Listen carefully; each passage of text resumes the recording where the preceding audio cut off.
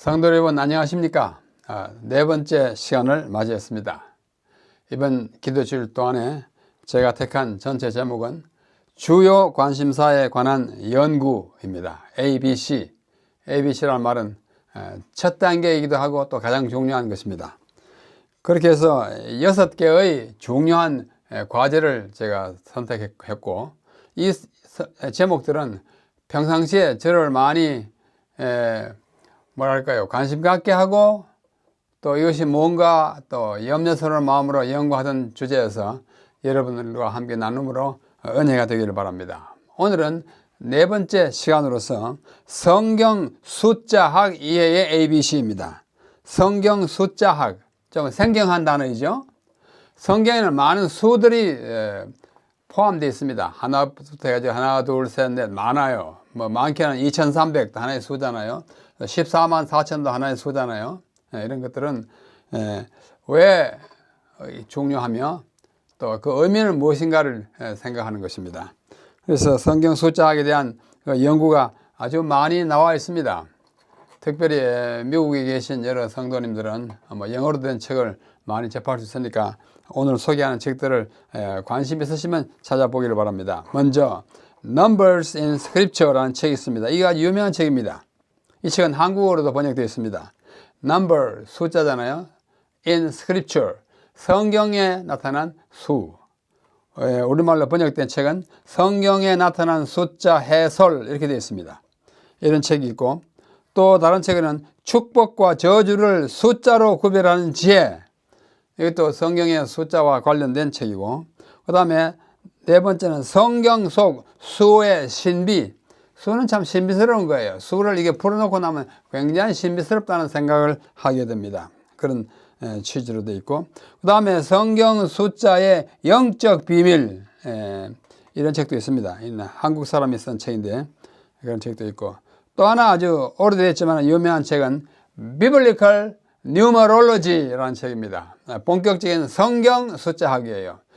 비블리컬은 바이블의 형용사잖아요. 성경에. 그렇죠? 그 다음에 numerology라고 하는 말, 두 단어가 합쳐가지고 된 단어예요. numero라고 하는 라틴 말의 수란 뜻입니다. 그 다음에 로지나 로고스에서 옵니다. 말씀 또는 학문 또는 연구. 그래서 numero, 로고스 합쳐가지고 numerology, 숫자학, 성경 숫자학이라는 책인데 이게 아주 재미있는 책입니다. 혹시 구할 수 있으면 찾아보시기를 바랍니다. 자, 이 책 소개를 간단히 말씀드리고 먼저 성경수의 기본 개념부터 공부하겠습니다. 먼저 1은 하나잖아요. 이것은 단일 하나를 뜻합니다. 한 개, single one. 때때로 우리 또 하나는 너와 나는 하나다, 우리는 하나다. single one이 아니에요. 하나의 그 복합적인 통일체를 말합니다.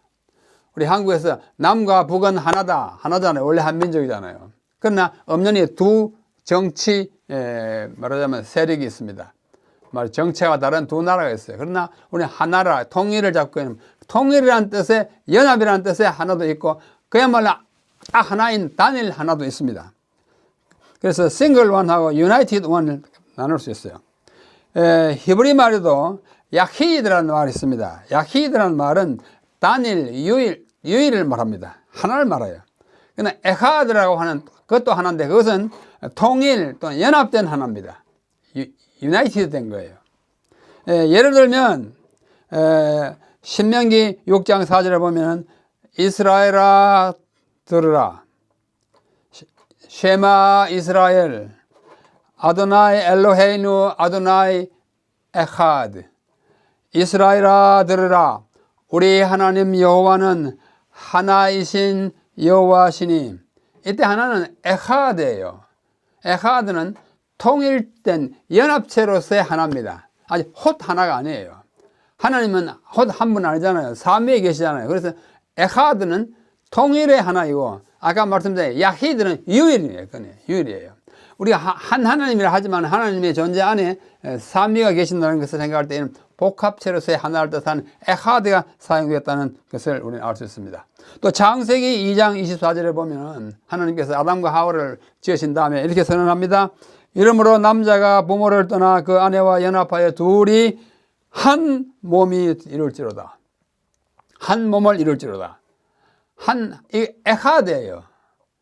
남자와 여자, 아담과 하와가 한 몸이다라는 말은 두 몸이 있는데 한 몸이라면 한 가정과 연합된 통일체로서 한 가정을 이루간다는 뜻으로 하나이지 유일하네. 개체가 둘인데 유일은 아니잖아요. 그럴 때 에카드는 통일로서의 하나입니다. 둘째, 둘이 있어요. 둘은 하나만 있을 때보다는 둘이 있으면 어떻게 해요? 든든하고 안전하죠. 안정된 것입니다. 아담을 혼자 지었을 때는 안정되지 않았어요. 좀 불안합니다. 그래서 하나를 더 지어가지고 균형 맞게 안전하게 한 것입니다. 그래서 서로 보완합니다. 그러면서 또 둘은 또 분리되기도 해요. 둘이니까. 그죠? 그런 의미를 포함하고 있는데 경우에 따라서 어떤 것인지를 우리는 생각해야 합니다. 그래서 이게 예를 들었다시피 하늘과 땅은 둘이잖아요. 그러나 하늘과 땅을 다 해야 온 우주를 통합하는 것입니다. 그죠? 남자와 여자가 둘이지만도 하나로서 둘이 있어야 확실하게 돼요. 태초에 하나님이 천지를 창조하니라. 하늘만 있었다면 우리가 존재하지 않죠. 땅을 지었어요. 땅이 있고 하늘 없으면 또 안 돼요. 그래서 보완하고 둘이 통일체가 되어 사는 것입니다. 특별히 아담을 짓고 난 다음에 여호와 하나님이 말씀하시기를 사람이 독처하는 것이 좋지 않으니 내가 그를 위하여 돕는 배필은 항상 두 개 있어야 배필이 됩니다. 둘이서 안정되고 보완된 생활을 할 수 있을 것이다. 남자의 기능이 다르고 여자의 기능이 다르죠. 둘은 그런 의미를 갖고 있고, 셋째는 3입니다. 자, 이 셋은 하나님의 숫자입니다.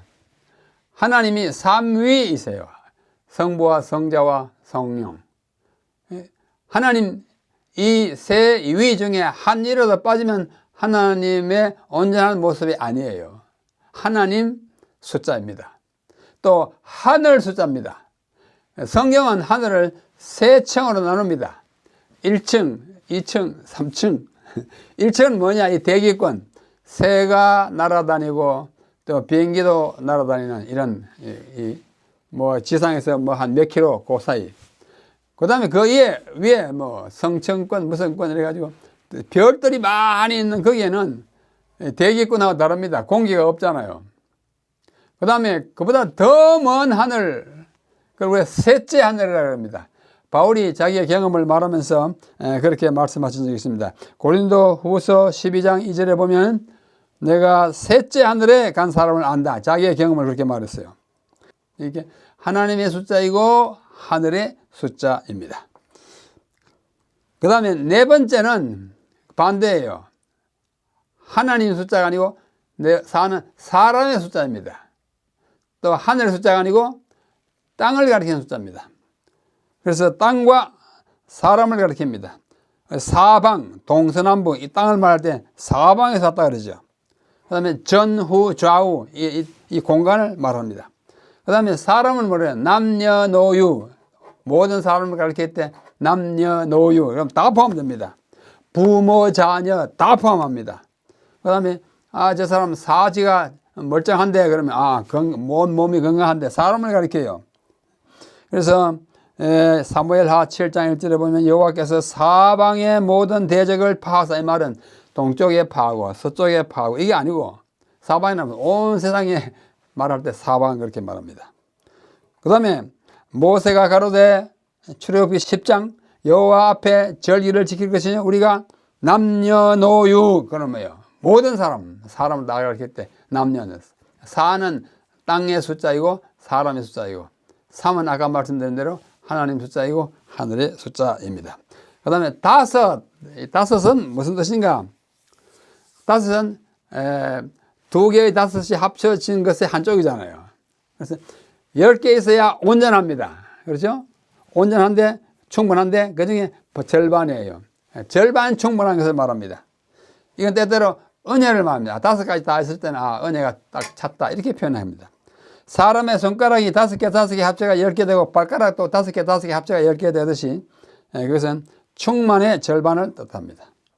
그 다음에 출애굽기 36장 10절에 보면 성막을 지을 때에 그 5폭을 서로 연하고 또 5폭을 서로 내놔라는 말이 나옵니다. 5. 또 화목제물로 소 2과 수양 5과 수염소 5개, 이게 5이라는 말이 성경에 많이 나타나요. 성경에 약 5이라는 말이 150회나 나타납니다. 그만큼 사람이 손을 딱 내밀면 손가락 5개잖아요. 충분한 거예요. 그죠? 그런 의미면. 그 다음에 6. 6은 7에서 하나 부족합니다. 7은 완전을 뜻합니다. 행운을 뜻합니다. 럭키 7 그러잖아요. 그 다음에 7 하면은 이거는 perfection, 완전을 말합니다. 그래서 하나 모자라요. 조금 부족한 걸 말합니다. 거기 유대인의 결례를 따라 2-3통 드는 돌 항아리요. 항아리 6개 있었다. 그 말은 좀 부족한 숫자로 있었다. 뭐 그런 뜻으로 이해하는 사람도 있습니다. 하여튼 6은 7에서 하나 모자라는 숫자는 그 특징이 있습니다. 그 다음이 7이에요. 7은 완전, 완벽을 의미합니다. 이 7은 하나님의 수요, 하늘의 수인 3과 그 다음에 땅의 수요, 사람의 수인 4를 합친 거예요. 그래서 하나님 수와 사람의 수를 합쳐서는 완전하지요. 하늘의 수와 땅의 수를 합쳐서는 완전하지요. 그렇죠? 그래서 일주일을 창조의 완전함을 나타내기 위해서 일주일을 7일로 잡았습니다. 6일 동안 창조하고 마지막 안식일을 해가지고 7일 일주일로 한 것입니다. 또 무지개 색깔이 뭐야? 빨주, 노초, 파, 남보. 우리 어릴 때 그렇게 외웠죠? 7가지 색깔로 돼. 완전한 색깔입니다. 여기 창세기 2장 2절 3절 보면 하나님의 지으시던 일이 7째 날에 이를 때에 마치니, 우리말로는 7째 날에 마치니, 안식일을 만들었을 때 완전해졌어요. 그 지으시던 일이 다음으로 7째 날에 안식하시니라. 하나님이 7째 날을 복주사. 7째 날 말이 3번 반복돼요. 그 다음에 창세기 7장 2절에 보면 너는 모든 정결한 짐승은 암수 7씩, 부정한 것은 암수 2씩 이렇게 해가지고 들어가게 했던 것입니다. 성경에 나타난 7 또는 제7, 이것을 쭉 제가 찾아보니까 성경에는 7 또는 7째라는 단어가 203개 절에, 어떤 절에는 한 번보다 더 많이 쓰였으니까 203절 이상 쓰였고, 또 구약의 141절, 신약의 60절이고, 제7, 순수하게 7이라는 우리말이고, 제7은 한자어죠. 제7이라는 단어가 45개 절에 사용됩니다. 도합 248절에 제7, 찔곱이라는 말이 사용되었어요. 얼마나 자주 사용됐습니까? 뭐 숫자 중에 가장 많이 사용되었어요. 그 다음에는 열이라는 10이라는 숫자예요. 이 열은 충분하다, 꽉 찼다는 뜻입니다. 온전하다는 뜻입니다. 있어야 할 것이 다 있음, 충족된 것이 말하고, 또 이지러지지 않아요. 결점이 없어요. 만약 손가락이 하나 없으면 이거 이제 부족하잖아요. 그죠? 2개 없어서 그러고. 그래서 꽉 찼다, 충분하게 있다는 것을 알 때 열입니다. 너는 성막을 만들되 앙장 10폭을 가늘게 꽂아가지고 해야 해라. 앙장, 덮게 앙장을 10폭을 했어요. 또 열 받침과 그 받침 위에 열 물두멍을 만들어라. 솔로몬이 성전을 지을 때 그렇게 10개를 만들었습니다. 또 마태복음 25장 1절에 보면은 열 처녀 비유가 나옵니다. 5 나누시죠? 열. 성경에 많이 사용되었어요. 그 다음에는 열하고 둘. 이것은 충만을 넘어 또 다른 의미의 충만이고 가득 찬 것을 말합니다. 가득 찼어요.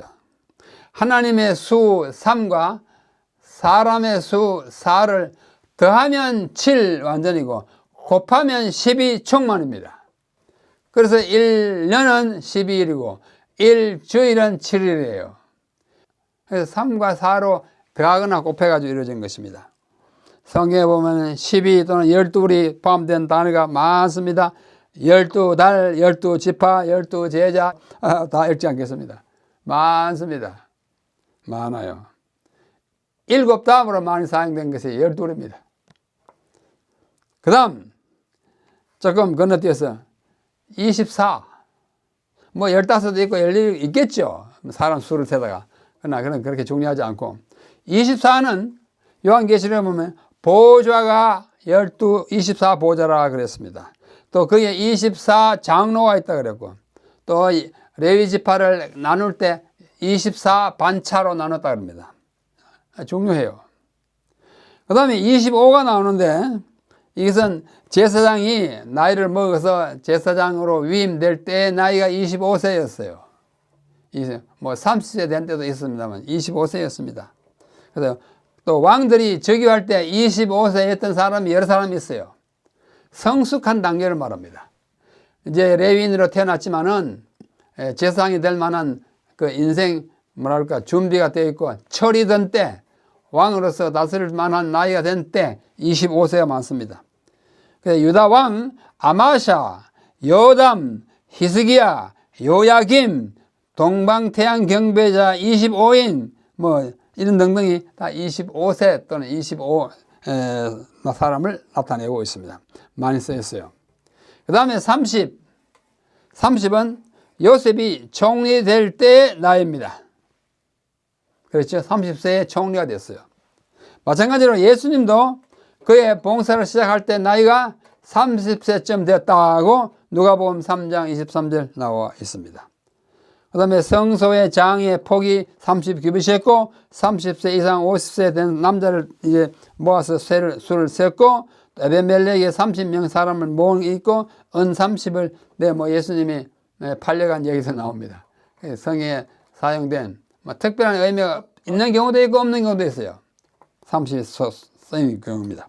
그 다음에 35가 있어요. 성전 앞에 있던 두 기둥의 높이가 35규빗이었습니다.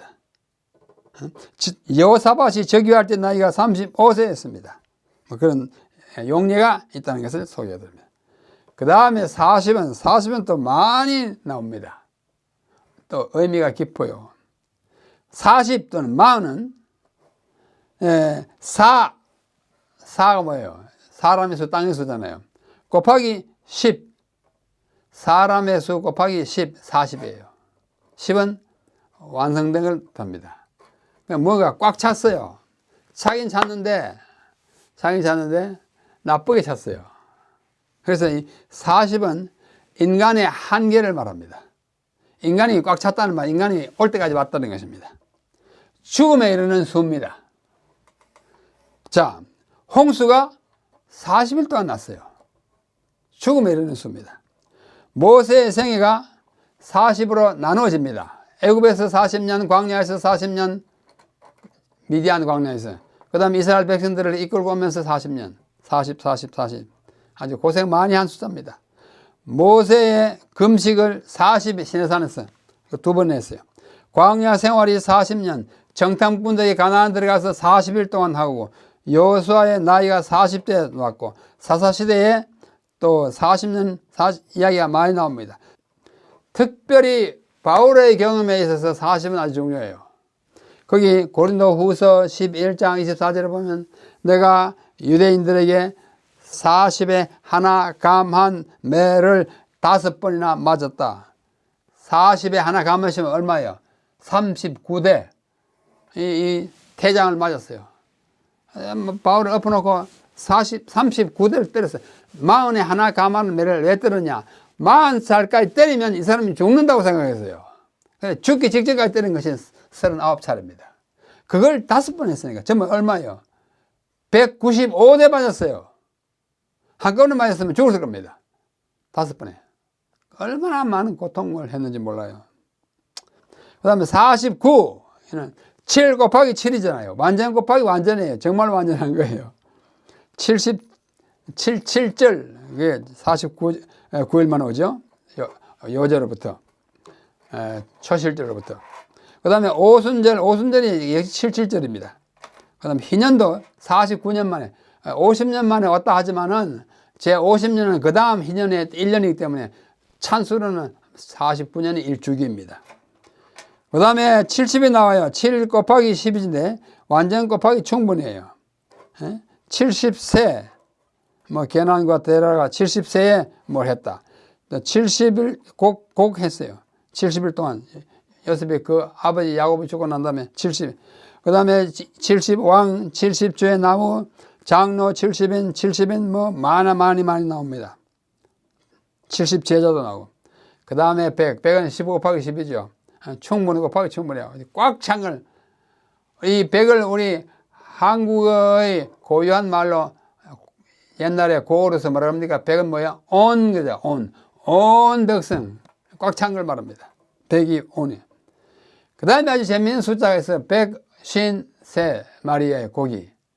요한복음 21장 예수님이 바닷가에 있는 그 제자들을 만났을 때 얘기. 그 세 보니까 뭐야? 요한복음 21장 11절에 보면 153마리를 잡았어요, 한꺼번에.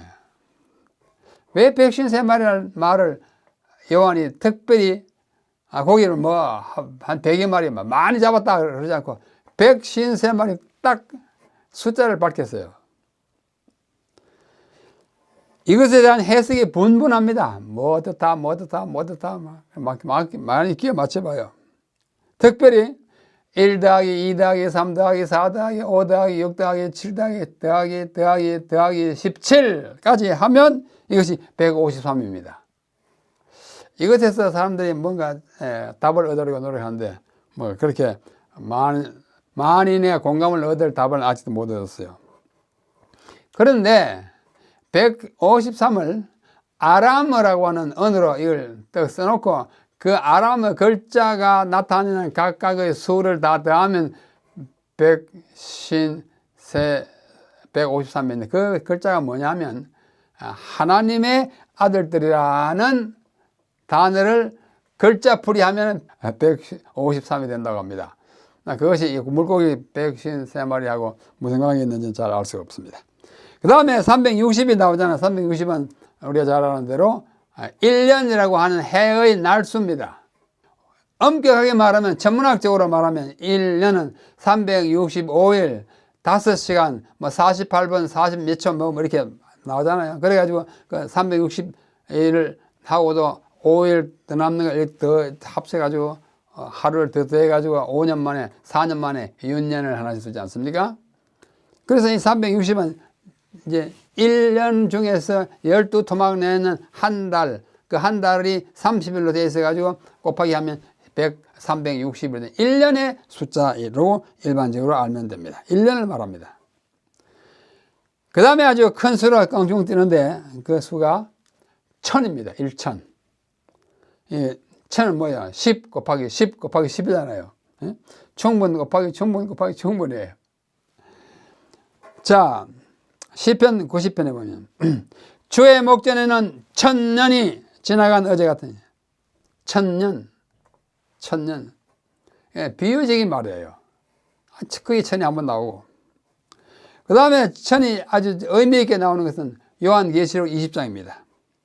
용을 잡으니 요한계시록 20장 2절로 6절 곧 예뱀이요 마귀요 사단이라 잡아 1000년 동안 결박하여 무지갱에 던져 잠그고 둘째 사망이 그들을 다스리는 권세가 없고 도리어 그들이 하나님과 그리스도의 제사장이 되어 1000년 동안 그리스도로 더불어 왕노릇 하리라. 아, 왕노릇 하는 기간이 1000년이구나. 그래, 우리가 1000년 왕국이라 그럽니다. 앞으로 우리 주님이 오시고 나서 1000년 동안의 기간을 말하는 천이에요. 영어로는 밀레니엄 그러죠. 1000년 왕국 시대입니다. 그 다음에 아주 중요한 예언의 기간이 있는데 이 다니엘서 12장 끝부분에 가면 12절에 가보면 1335일이 되리라 나옵니다. 아주 중요한 기간이에요. 이것에 대해서도 우리가 별도의 연구가 필요합니다. 그 다음에 또 다른 큰 숫자가 다니엘 8장 14절 뭐예요? 2300주야. 2300주야가 그래야 성소가 정결케 되리라 하는 말씀 나옵니다. 그게 뭐 언제인지는 우리 다 아시죠? 그 다음에 24,000이라는 숫자가 나오는데 역대상 27장 1절은 이게 사람 수이기 때문에 그렇게 중요한 숫자는 아닙니다. 그 다음에 또 603,550 출애굽기와 민수기에 보면 이스라엘 백성이 애국에서 나올 때 그 장정의 수를 다 더하니까 603,550이더라. 인구 숫자의 결과입니다. 그러고 나서 40년 경과한 다음에 출애굽이 거의 끝날 무렵에 다시 한번 인구조사합니다. 민수기 26장 5절에 보면 그때는 60만 1,730명이에요. 좀 숫자가 더 줄었어요. 광야 생활 40년 동안에 뭐 반역해가지고 죽고 뭐 질병 알아서 죽고 막 죽었어요. 물론 태어난 사람도 있었겠죠. 이러한 큰 숫자들에 이어서 더 큰 숫자가 하나 나오는데 14만 4천입니다. 성경에 여기 있는 대로 딱 3번밖에 사용되지 않았습니다.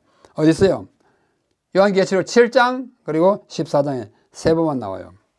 14만 4천은 뭔가 뜯어보면 12 곱하기 12 곱하기 1000 12 곱하기 12는 144 해서 1000 하니까 14만 4천이 되는 거예요.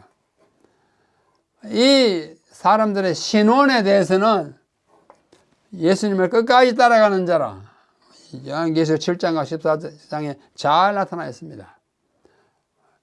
나중에 구원받아서 우리 주님을 맞이할 사람의 숫자입니다. 끝까지 그를 따라가는 자, 어떤 유혹과 시련에도 무너지지 않는 사람들, 그런 사람들이 14만 4천이라고 하는 상징적인 숫자로 표현되어 있습니다. 14만 4천이에요. 자, 이와 같이 숫자가 많이 나타나는데 어떤 숫자는 아주 상징이 두텁습니다. 직접 숫자가 나타나는 것이 있고 숫자로는 아닌데 단어나 문장으로 나타나는데 그 단어가 각 철자가 의미하는 수를 다 합쳐가지고 의미를 산출하는 그런 방법도 있어요. 그런 거 가지고 게마트리아라고 합니다. 제가 설명하고 있죠. 헬라어로는 게오메트리아라고 하고 게오메트리아라고 하고 또 다른 말로는 그람마테이아라고도 말합니다. 말하자면 글자의 숫자를 가지고 의미를 찾고자 하는 그러한 방법을 게마트리아라고 합니다. 히브리 말로도 게마이트리아라고 씁니다. 자, 오른쪽에 한국말로 제가 요약해 놨습니다. 알파벳의 매 글자, 헬라 같으면 알파, 베타, 감마, 델타 이렇게 나가고 영어 같으면 A, B, C 나가고 히브리어는 뭐야? 알렙, 베트, 기메, 달렛, 헤이, 와 이렇게 나가요.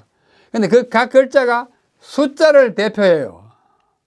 히브리어는 특별히 그렇습니다. 알렙 첫자는 1을 말하고 베이스 두 번째가 2를 말하고 감마는 3을 말하고 쭉 가다가 끝나면 그 다음에 100, 200, 300, 400 해가지고 각 단어가 각 글자가 알파벳 글자가 의미를 숫자적인 의미를 수치를 가지고 있어요. 알파벳의 매 글자에 수치를 부여해 가지고 이름이나 사람의 이름이 철자가 되겠습니까? 또는 어떤 단어의 숫자의 합을 계산하고 거기에 특별한 의미를 부여하는 것을 게마트리아라고 합니다. 이 히브리인들이 아주 좋아합니다. 하나님 엘로힘 각 글자가 이게 숫자인데 숫자 다 제가 엘로힘 숫자가 얼마다. 뭐 느부갓네살 뭐 숫자가 얼마다. 이게 다 해요. 그렇게 합니다. 그걸 게마트리아라고 합니다. 이 게마트리아에 대해서 가장 민감한 반응을 일으키는 숫자가 666입니다. 도대체 660이 도대체 무슨 의미인가? 숫자가 의미하는 게 뭘까? 무엇이 이 숫자로 나타나는가? 그거예요. 게마트리아입니다. 일종의. 자, 보십시다. 요한계시록 13장 17절 18절에 이렇게 말씀합니다. 누구든지 이 표를 가진 자는 외에는 매매를 못하게 하니 이 표는 그 짐승의 이름이니 짐승의 이름이에요. 이 이름의 수라 그 수가 사람들은 잘 모르는데 지혜 있는 자는 알겠다 이렇게 봐요. 지혜가 여기 있으니 총명 있는 자는 그 짐승의 수를 세어보라 그럽니다. 사람들이 막 세어봤어요. 아 660이 누구다 뭐다 막 내놓습니다. 그 수가 사람의 수문이 666이니라. 요한계시록 13장 18절에 666.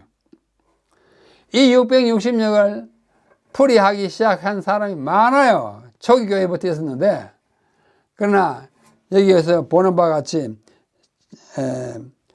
1571년 마르틴 루터와 뭐 조금 보다 후의 사람인데 안드레아스 헬비히라고 하는 독일의 베를린 대학 학감, 총장 같은 그런 직분을 갖았던 사람입니다.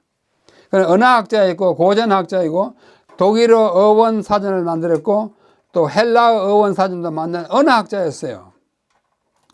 그가 1612년에 마르틴 루터보다 좀 후에 한 50년 후에 책을 하나 썼습니다. 그 책이 빨간 글자로 된 책이에요.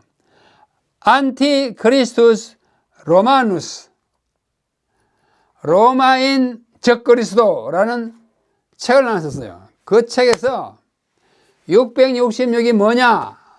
그것은 곧 Vicarius Filii Dei, 이것을 숫자를 합치면 666이다 하는 이론을 제일 먼저 천명한 사람이 안드레아스 헬비히입니다. 언제요? 1612년에. 이렇게 주장하고 나서자 많은 사람들이 그거 맞다 이런 반응을 가지겠습니다. 자, Vicarius Filii Dei. Vicarius라는 말은 영어의 vicar, 대리자라는 뜻입니다. 그 다음 Filii는 아들의 그 말이에요. 아들의라는 소유격입니다. 데이는 하나님의, 데우스가 하나님은, 데이는 하나님의 아들의 대리자. Vicarius Filii Dei. 읽을 때 Filii Dei 아니고 Filii Dei 이렇게 읽어야 맞습니다. 라틴어겠어요. 그래서 이 Vicarius Filii Dei를 숫자로 다 환산하면, 게마트리아를 하면, 다 더하면 이퀄 666이에요. 숫자는 맞아요. 그래서 사람들이 맞다. Vicarius Filii Dei가 바로 666이다. 맞아요. 그럼 이게 누구냐? 그 신원이 누구냐 그거예요. 그래서 그 신원이 바로 적그리스도인데 그 안드레아스 헬비히부터 로마인들의 그 제목이 안티크리스토스 로마인의 적그리스도, 교황이다 이렇게 갖다가 적용을 한 것입니다. 이것을 한 150년 후에 우리 교회 유라야 스미스가 이것을 응용합니다.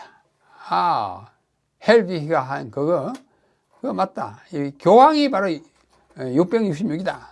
아주 그런 리뷰 앤드 헤럴드의 1866년 11월 20일자 사설에다가 그걸 썼습니다. 리뷰 앤드 헤럴드는 잡지니까 앞에 서론 사설이 나오잖아요. 그래서 딱 썼어요.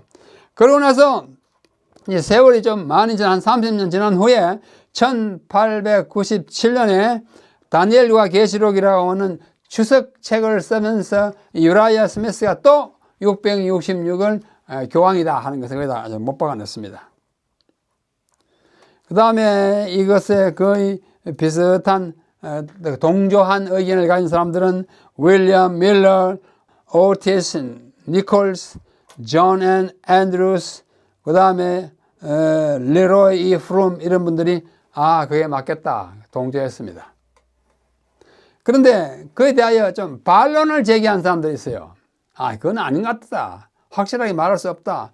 그럴 가능성이 있을지라도 그거는 확실하게 교황이 660이다 하는 것은 좀 무리가 있다라고 생각하는 사람이 존 폴린, 지금 로말린다 대학에 계시죠. 그 다음에 랑코 스테바노비치, 우리 교회 요한계시록 주석을 쓴 지금 현직 앤드루스 대학 교수입니다.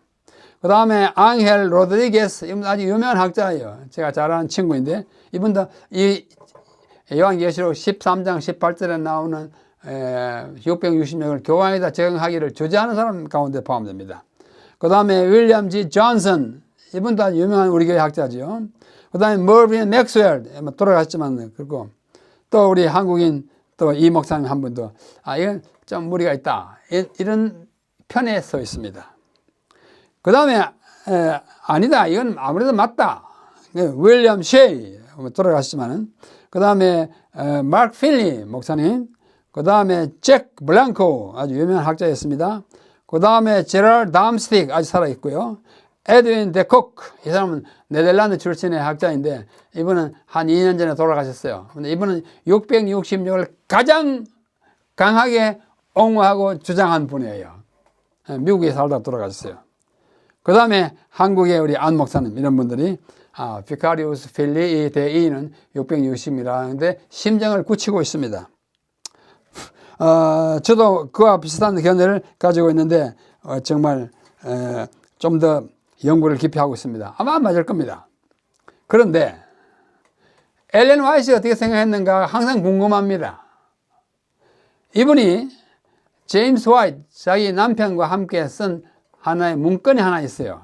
그 문건이 1847년에 나온 문건인데 그 문건의 이름이 A Word to the Little Flock, 적은 무리, 양무리, 적은 무리에게 보내는 말씀이라는 글 썼는데 1847년에 조셉 베이츠가 이것을 처음으로 발표했습니다. 우리 제임스 화이트가 엘렌 화이트 쓴 것을 발표한 사람은 조셉 베이츠예요. 거기에 화이트 부인이 그러니까 화이트 분이 포함된 부부가 쓴 글 가운데 이런 말이 나옵니다. 나는 그 우상 짐승의 수 666이 만들어진 것과 그것은 안식일을 변경한 짐승이라는 것, 그리고 그 우상 짐승은 하나님의 안식일이 아닌 교황의 안식일을 지키는 것을 나는 보았다. 이렇게 썼어요. 나는 보았는 분은 엘렌 화이트죠. 이걸 글을 같이 쓴 분은 남편과 함께 썼지만 이게 아주 분명하게 뭐라 합니까? Popes,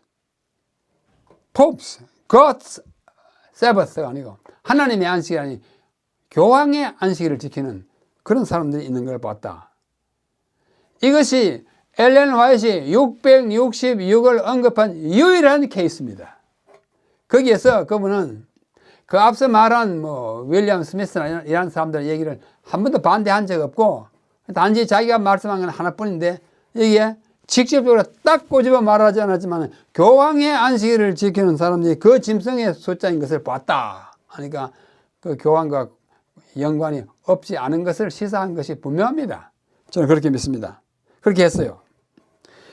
그 외에 이제 이 666이 어떤 숫자인가 그 성격을 규명하기 위해서 많은 사람들이 연구했는데 근데 이 666은 삼각형 숫자 더하기를 한 것입니다. 1, 2, 3, 4 쭉 하니까 36까지 딱 더하니까 666이 되더라. 이런 숫자 계산을 했는데 그럼 이게 무슨 뜻이냐? 별로 뚜렷한 해석이 없습니다. 자, 그런데 아주 특별한 한 사건이 있어요. 저는 이걸 사건이라고 생각합니다. 그 사건이 뭐냐면 1914년과 1915년에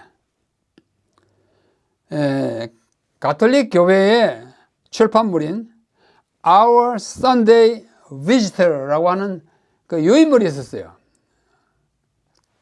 그 유인물에다가 두 번은 냈는데 마지막 낸 것이 1915년, 지금부터 100년은 넘었습니다.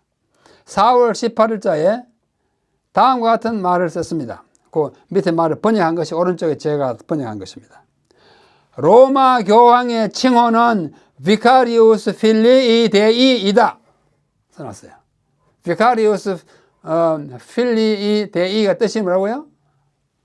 하나님의 아들의 대리자이다. 그랬어요. 이것은 그의 관에 새겨져 있다.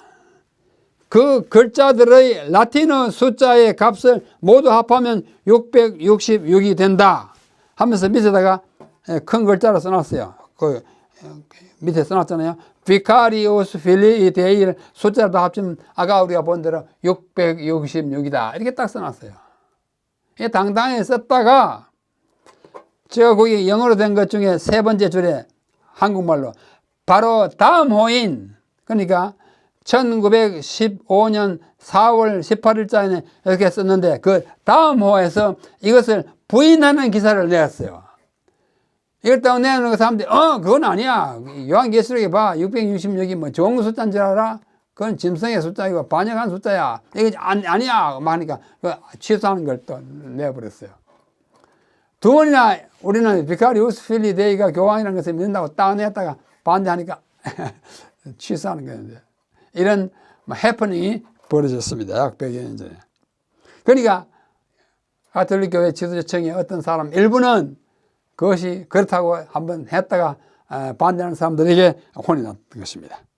이런 재미있는 사건이 벌어졌습니다. 여러분, 교황일까요? 아닐까요? 666이. 그 다음에 이 666을 달리 해석하는 많은 시도가 있습니다. 그 첫 번째 하나는, 그러니까 헬라어나 뭐 이런 걸 자꾸 이렇게 숫자를 자꾸 대가지고 보고. 자, 네로 황제가 있지 않습니까? 네로가 네로 시저 카이사르요. 인데 이 네로 황제가 히브리 글자를 옮기면 그 위에 있는 바와 같습니다.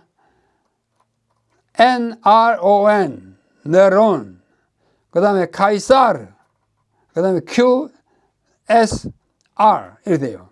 NRONQSR을 합치면 666이 돼요. 그걸 끼워 맞추면 그렇게 됩니다. 그러나 네로 황제가 요한계시록에 그렇게 나올 그 배경은 아닌 것 같아요. 하여튼 사람들이 심심해서 함께 맞춰봤어요. 또 어떤 사람은 무함마드 아시잖아요. 예? 이슬람교의 그 뭐 창시자랄까. 그 사람의 이름을 헬라어로 바꾸면 마호메티스입니다. 마호메티스인데 이 마호메티스의 헬라어를 수치로 바꾸면 666이에요. 아주 재밌습니다. 마호메트를 666으로 보면. 이건 또 헬라어로 바꾸고 하는 과정이 좀 그렇게 뭐 탐탁하지가 않아요. 그래, 어떤 사람들은 이렇게 말합니다. 어네스트 라인홀트 헐 다 합치면 660입니다. 심지어 마르틴 루터를 다 합치면 666이다. 뭐 장 칼뱅도 660이다. 그렇게 표현해요. 또 나폴레옹 보나파르트도 666이다. 아돌프 히틀러도 660이다. 억지로 끼워 맞춰요. 그 다음에 여러 황제, 왕들이 뭐 많이 갖다가 끼워 맞춰야 했는데 뭐 맞추면 뭐합니까? 아무 소용이 없는데. 그렇게 많은 사람들이 말합니다. 그 밖에도 로마 가톨릭 교회를 가리키는 것으로 보이는 해석 666이 이렇게 많습니다. 데이빗 골드스틴이라는 사람이 있어요.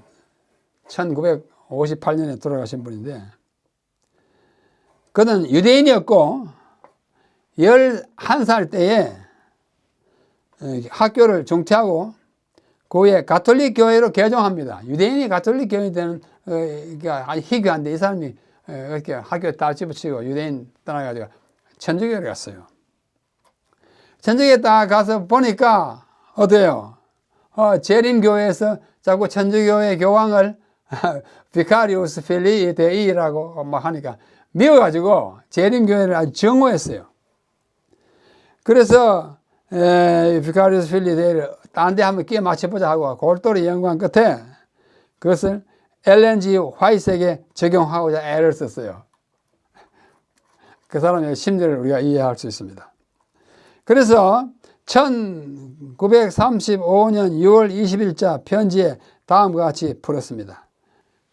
글자 X가 10입니다. 아시죠? X가 10이에요. V는 O. 근데 여기는 W를 억지로 이제 쪼개가지고 55다 해가지고 666을 맞춰 내놓고. 봐라, 엘렌 화이트 너희들이 뭐 그렇게 정말 존경하는 엘렌 화이트도 660이다 해가지고 재림교인들이 교황에게다 666을 맞추는 것을 말하자면 공박하는 것으로 삼았어요. 이건 정말로 억지로 갖다 끼워 맞춘 것입니다. 자, 이 게마트리아 같은 이 글자의 수를 끼워 맞춰서 하는 일은 저 멀리 2세기에 이레네우스라고 하는 교부가 그런 것을 많이 했어요. 그러다가 17세기 초인 1612년에 아까 말씀드린 안드레아스 헬비히가 비카리우스 필리 데이를 660년으로 처음으로 이제 주장하게 되었고 그것을 따라서 우리 교회 일반 학자들이 그것을 받아들이게 되었습니다. 자, 여기 제가 제 친구 한 사람을 소개하는데 지금 현재 앤드루스 대학교의 신약학 교수입니다. 요한계시록 전문가입니다. 이분이 랑코 스테바노비치입니다.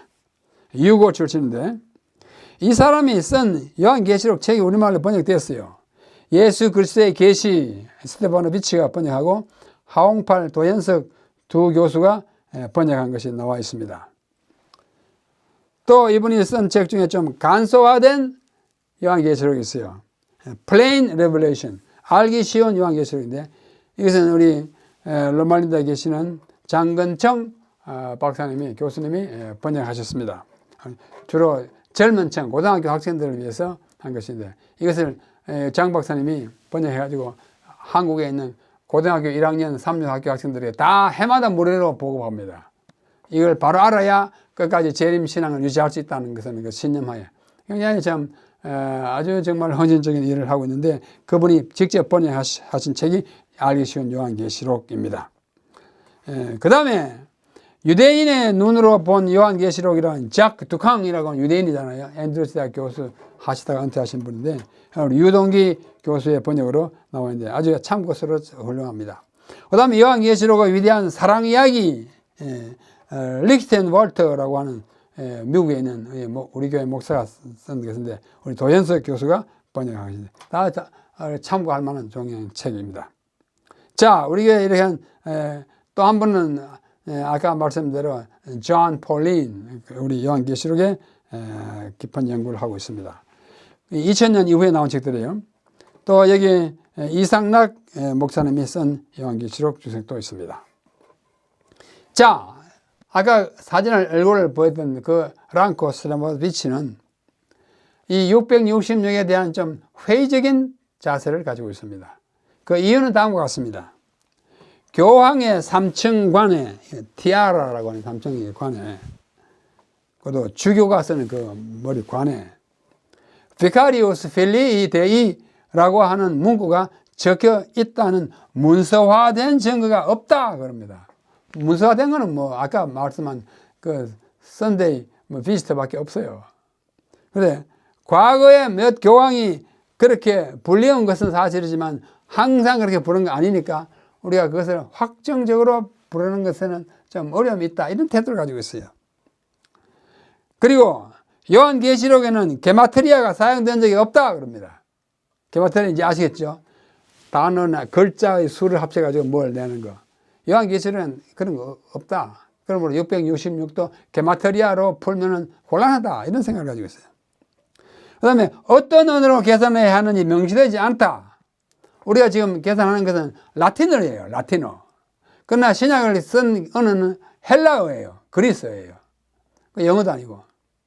그러니까 라틴어로 해석해야 될 666을 써놓기는 헬라어로 썼는데 이게 앞뒤가 잘 안 맞다 이런 생각을 갖고 있습니다. 그리고 요한계시록 13장 18절에 666이 나오잖아요. 13장은 말세에 국한하여 적용되어야 하고 죽게 되었던 상처가 나온 후에 어린 양 같은 짐승이 바다 짐승의 표를 받게 하는 그 기간의 바다 짐승의 수이니까 교황에게 맞추는 것이 맞느냐 뭐 이런 약간의 회의적인 태도를 갖고 있는 것이 랑코 스테파노비치입니다.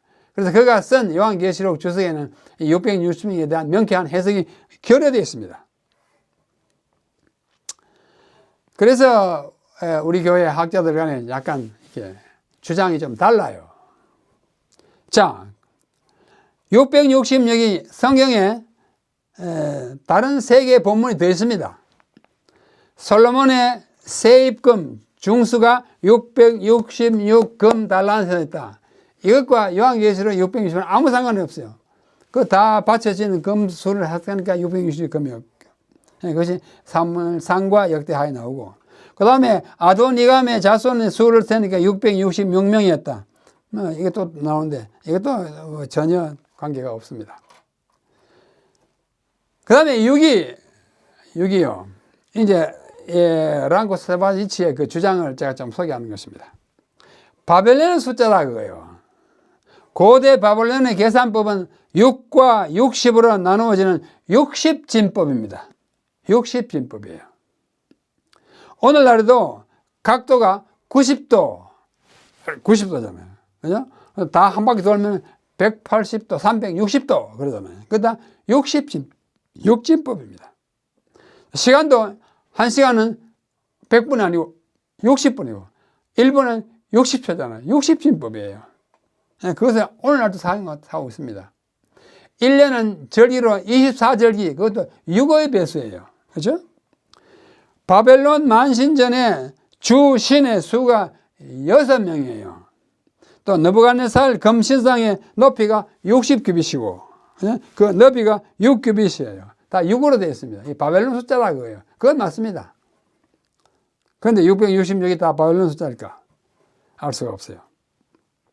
자, 그런데 여기 한 학자가 필립 E. 휴즈라고 한 사람이 쓴 책에 보면 이것을 그 스테파노비치가 인용했는데요. 자, 아주 재밌어요. 6이라는 숫자는 하나님의 수인 7에 미치지 못한다는 점에서 인간을 상징하는 것으로 가는 7에 하나 모자라는 거잖아요. 이것에 근거하여 3중6, 666, 3중6은 인간적 삼위를 가리키는 것으로 이해될 수 있다. 즉 이것은 거룩한 삼위 하나님의 모조품으로서 그런 위조품이 암시하는 바 최고의 능력과 권세를 모조리 가진 채 한다. 아마도 이 모조품 삼위는 사탄, 적그리스도 그리고 거짓 선지자를 삼위를 가리키는 것이다. 그래가지고 이게 합쳐가지고 거룩한 하나님 삼위를 대적하는 것이 마지막 그 아마겟돈 전쟁이잖아요. 그죠? 그래서 그렇게 해석하는 것도 있다 그거예요. 그러나 저희가 보기에는 그렇게 특출하고도 아주 완성된 의견은 아닌 것 같습니다. 자, 아까 말씀드린 대로 에드윈 데 코크라고 하는 그 네덜란드 출신의 학자가 있어요. 재작년에 죽었습니다. 미국에 살다가.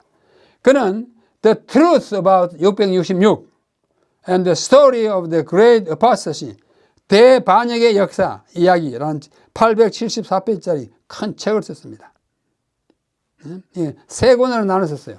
이 책을 제가 다 훑어봤어요. 훑어보니까 660이 확실하게 맞다 그거예요. 뭐 틀림없다. 지금 공식적으로 문서가 없다지만 한때 그것을 본 사람이 쓴 기록을 쫙 적어놨어요. 그래서 이것을 보는 분들은 666에 대한 비카리우스 펠리이 데이가 바로 로마 교황을 지칭하는 것이라는 것에 대한 확신을 가지게 해놨습니다. 이 교황이잖아요. 이 삼청 멸류관 있죠? 지금은 그게 이 단어가 없습니다. 그러나 한때는 있었다고 전해지고 뭐 목격자들의 증언도 있고 지금은 뭐 어디 감춰져 있겠지만 이런 삼청 멸류관 어딘가에 한때 기록되었던 것이 비카리우스 필리 데이라고 말합니다. 이분이 바로 데코크, 에드윈 데코크가 처음에 나왔을 때 책이 왼쪽에 사진입니다. 이분이 2019년에 그의 결혼 65주년을 맞이해가지고 그 부인과 함께 사진을 찍은 것이 그의 마지막 모습입니다. 한 2년 전에 돌아가셨어요. 결론, 오늘의 결론입니다. 성경에는 많은 숫자들이 사용되었고 그 중에 들어는 예언적 또는 상징적 의미를 가지고 있습니다. 특별히 1일 1년 원칙도 있고요. 예언적 상징적 의미를 가진 숫자들 중에서 가장 긴 연대를 나타내는 것은 2300주야입니다. 그것은 BC 576년에서 AD 1844니까 이어지는 그 기간인 것을 우리는 잘 알고 있습니다. 3. 그리스도의 재림의 시기를 정하는 것은 허락되지 않았고 그건 우리가 알 바 아니라고 말씀합니다. 어떤 숫자도 재림의 시기를 말해서는 되지 않습니다. 넷째, 창조와 구원의 역사에는 하나님과 하늘의 수인 3과 사람과 땅의 수인 4가 합하거나 합하면 7, 곱하기 하면 12 이루어진 것들이 많습니다. 다섯째, 유대인들이 즐겨 사용하는 게마트리아는 흥미롭고 때로는 의미가 있으나 그것을 너무 신뢰하는 것은 위험하고 성경의 참뜻을 훼손할 수가 있기 때문에 조심해야 합니다. 마지막으로 666 요한계시록 13장 18절 666의 의미에 대해서는 다양한 제안들이 있으나 뭐 여러 가지 많습니다만은 그 중에 가장 지지를 받는 또 신뢰할 만한 해석은 비카리우스 필리 데이입니다. 특별히 엘렌 화이트 여사께서 한 번만 언급했지만은 그게 교황의 안식이라는 말을 딱 적어냈으므로 그분이 그것을 암묵적으로 지지한 것이 확실하지 않나 그렇게 생각합니다. 성도 여러분, 성경의 숫자에 대해서 연구하는 게 참 재밌어요. 제가 연구해보면 참 재밌습니다.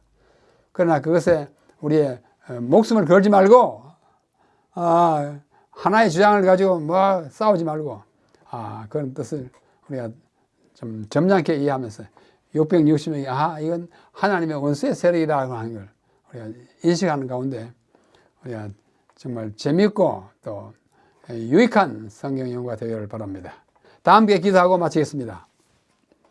하늘에 계신 우리 아버지시여, 우리로 또다시 하루를 맞게 하시고 한 해를 거의 다 보내게 하시니 감사합니다. 오늘 우리가 특별히 간구하는 것은 북한에 있는 지도자들에게 성령의 역사를 허락하셔서 그들이 경거망동하지 않게 하시고 무모한 장난을 하지 않게 하시며, 그래야 한반도에 다시는 전쟁의 먹구름이 끼지 않도록 특별히 축복하여 주시옵고, 미국에 새롭게 당선된 이 트럼프 다음 대통령이 북한을 잘 제어하고 세계 평화를 유지하는 데 기여하는 훌륭한 대통령이 되게 하여 주시옵소서. 우리 먼 곳에서 고국을 향하여 기도하는 우리 성도님들의 기도를 들어주시옵시고, 항상 조국의 평화를 통하여 그들의 삶도 행복하도록 도와주시옵소서. 우리 구주 예수님의 이름으로 간절히 기도합니다. 아멘.